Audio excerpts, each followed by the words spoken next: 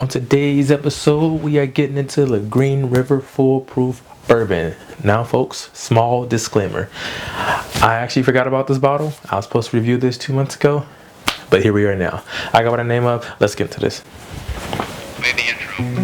I got my name up. Lord, let's serve you some whiskey.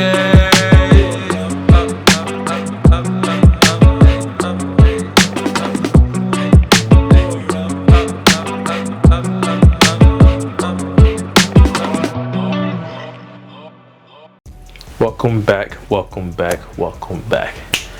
Now, as I said in the intro,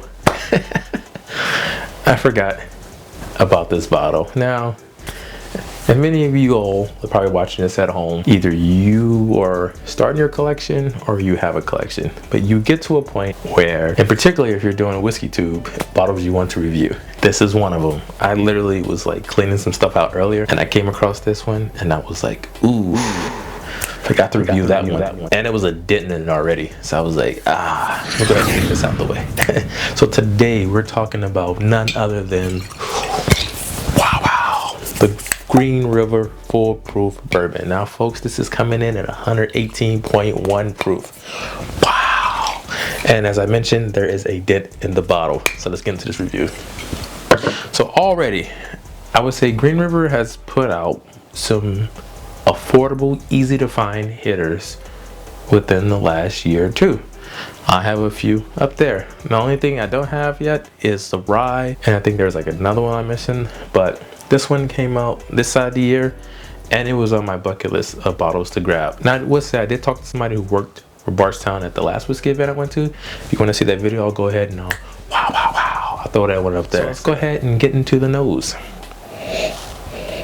Whew. Already, this nose to me is coming off desserty. It's coming off almost like a cake-like. Very, very sweet nose. It's not too much of a spice, but it's very sweet. The note that's popping out at me, which is crazy, it's like a caramel cake. Yeah. Let me know in the comments if you like caramel cake. But I would say it's like a caramel cake mixed with like a birthday cake. But like the birthday cake with like the confetti stuff inside the cake. Like OD sweet. Another note that I get, which is interesting, I've never got this note before.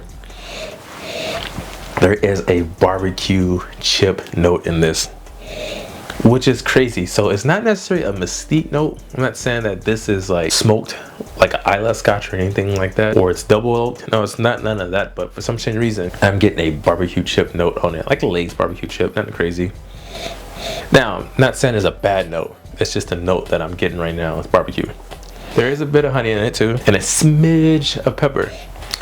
Let's go for the taste.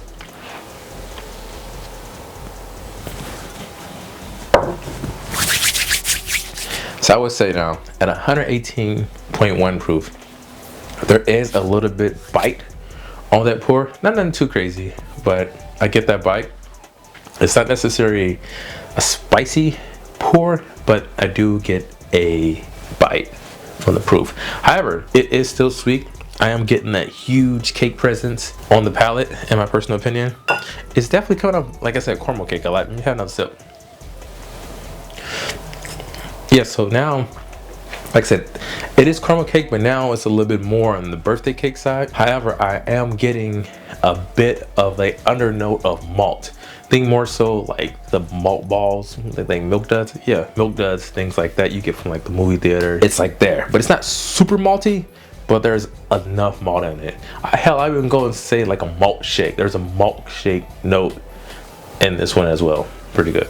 So with that malt shake, I really necessarily don't get malt shake notes a lot in a lot of bourbons that I have, but this one actually is pretty pleasant. Like I said, it does drink a little dessert forward, so it would make sense to get that malt shake on the undernote side of it. And so on the finish overall, it is a long finish. You do get that malt note on there, as well as that cake batter concoction that I mentioned earlier with the caramel cake and the little sprinkle cake thingy-majiggy or whatever. Overall, this isn't bad. Now, I would say with Green River, I felt they're super competitive with a lot of bourbons and whiskeys on the market.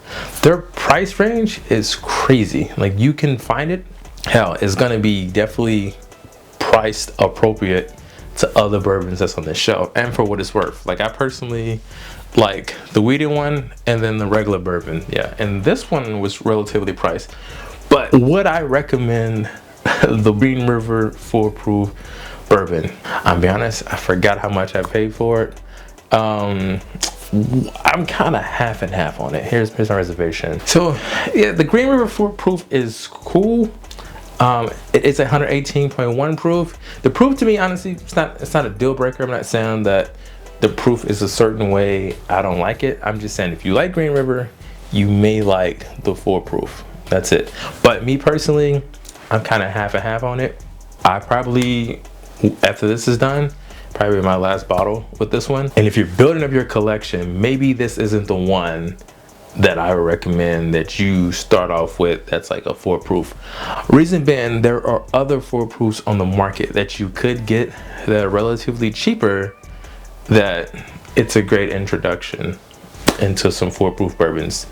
Are they better? Not necessarily, no, but I feel like it's a more vibe than this one. So this isn't one I would like actively hunt for. I'm glad I was able to try it.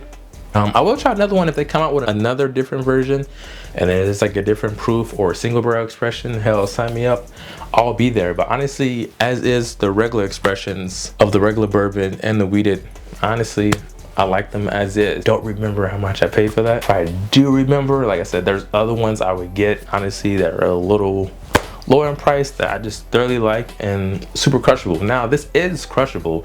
I'm just saying I like other ones better. Yeah. So let me know in the comments if you like Green River and if you tried the Green River 4 Proof bourbon, or if there's any other Green River ones that I did not mention that I should try next. So yeah. So if you like this one, go ahead, give me a good old like, comment, and subscribe. Yeah. And like we always say at this time, folks, cheers, salud, sante, Kobe, and all that jazz.